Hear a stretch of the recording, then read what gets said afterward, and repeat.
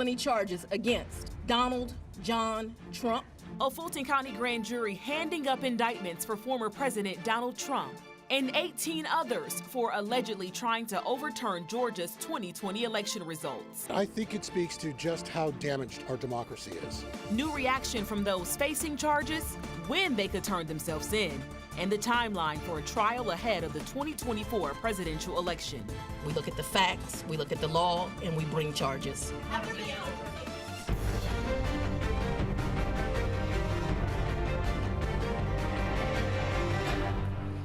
Thank you for joining us this midday. I'm Aisha Howard, and we continue to follow one of the biggest headlines coming out of the state of Georgia. A Fulton County grand jury has indicted former President Trump and 18 of his allies. This is all in connection with alleged attempts to overturn the state's 2020 election results. We have team coverage for you on all sides of this story from the Fulton County Courthouse. Starting with Jerry Carnes. Jerry, we know Trump and the 18 others, they have to turn themselves in by noon on August 25th. The countdown is on 10 days from now. But we've waited almost 2 years just to get to this point. In some cases, it's like we're just starting. That's right, Aisha. Good afternoon. The grand jury that indicted former President Donald Trump late yesterday is back to work here at the Fulton County Courthouse, no doubt dealing with cases that are more routine. There are still barricades surrounding the courthouse here, and over the next several days, security is going to get much more intense as we await the moment when the former president turns himself in to authorities here in Fulton County. Arrest warrants have been issued for former President Donald Trump, now the most high-profile criminal defendant in Fulton County history. A 98-page indictment accuses him of knowingly spreading lies in an effort to return to the White House. Rather than abide by Georgia's legal process for election challenges, the defendants engaged in a criminal racketeering enterprise to overturn Georgia's presidential election. The indictment charges Trump and 18 of his supporters with taking part in a plan that constituted a criminal organization that, among other things, they spread false statements, filed false documents, influenced witnesses, and took part in acts involving theft and perjury. The indictment specifically points to Donald Trump's speeches and social media posts after the election. It also accuses the former president of trying to pressure Governor Brian Kemp and House Speaker David Ralston into calling a special session of the legislature. The former president is charged with making numerous false claims about illegal votes in Georgia.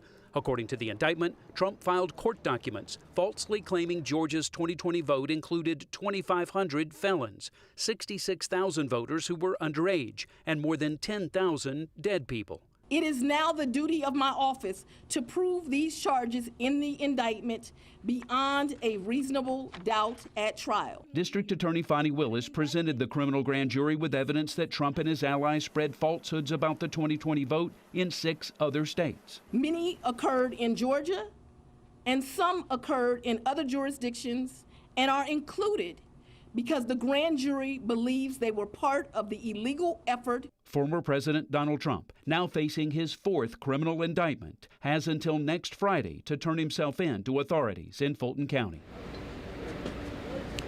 District Attorney Fonnie Willis says it's important to note that all of the defendants are innocent until proven guilty. Her plan is to try them all at the same time, and she wants that trial to take place within the next 6 months. Back to you. All right, Jerry, thank you. So there is a list of Georgia Republicans on the charge sheet, including State Senator Sean Still. He represents parts of Fulton, Forsyth, and Gwinnett counties. 11 Alive's Christy Diaz joining us now to tell us more about the other 18 people besides Trump also indicted by the Fulton County grand jury, a current sitting elected official, Christy. Right, and he is still in the first year of his term, Aisha. You know, not all 19 people on this indictment face all 41 counts and charges. In fact, some of these charges range from false statements to forgery, theft to witness tampering. But the one charge everyone on this indictment faces is the racketeering charge, which accuses them of conspiring to change the election results. So here's what you need to know about all of the people listed underneath former President Trump.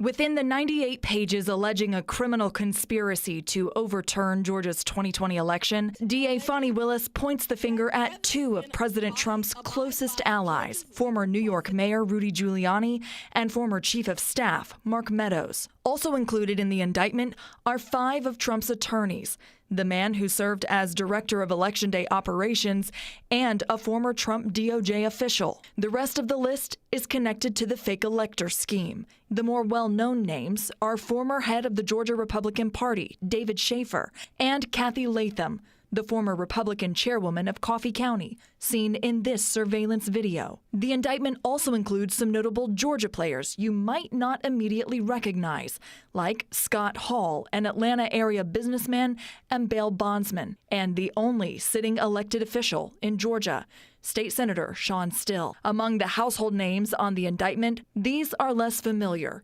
Stephen Lee, a pastor from Illinois, Harrison Floyd, the head of the group Black Voices for Trump, and Trevian Cuddy, a former Kanye publicist. All 3 are accused of pressuring and threatening election workers. What happened over the course of 3 months now links 19 people together nearly 3 years later.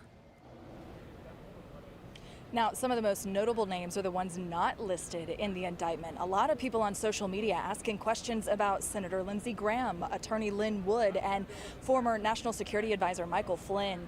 Now, the indictment does mention 30 unnamed co-conspirators, but at this point it would just be speculation about who those people are. They have not been formally charged. Back to you. Christy, thank you. And people have been sounding off on this indictment all day, and that includes within the last hour. Georgia Governor Brian Kemp has responded. He just sent out a message on X saying that the 2020 election was not stolen. For nearly 3 years now, anyone with evidence of fraud has failed to come forward under oath and prove anything in a court of law. Our elections in Georgia are secure, accessible, and fair, echoing a message that he has been saying for the last 3 years.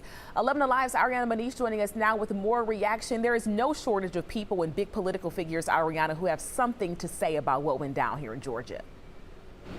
That's right, Aisha, and that's including former President Donald Trump. He is calling and arguing against this indictment, saying that these charges are part of what he's calling a witch hunt. In Trump's latest post to his Truth Social platform, he says that he plans to, quote, release a report at a press conference happening next week in New Jersey. He goes on to add that based on the results of this conclusive report, all charges should be dropped against me and others. There will be a complete exoneration. And for the first time since the charges came down, Secretary of State Brad Raffensperger, he released this statement saying, quote, the most basic principles of a strong democracy are accountability and respect for the Constitution and rule of law. You either have it or you don't. Now, the phone call between former President Trump and the Secretary of State, that was at the center of this investigation, where Trump pressured him to, quote, find the votes. We're also hearing from other local officials, including Mayor Andre Dickens. He's speaking out following this indictment. Take a listen. Now, DA Fonnie Willis, a very capable, strategic, hard, very, very dedicated public servant, is going to make sure that she tried this case in the best way possible to bring justice for the United States and actually for the world, as stability is necessary when we are able to make sure that elections go off without a hitch. And Aisha, as you mentioned, reaction from this indictment, it continues to roll in, including from Rudy Giuliani, who was once former President Trump's personal attorney. He's also listed in this indictment, and he's calling these charges the next chapter in a book of lies framing the former president. Back to you.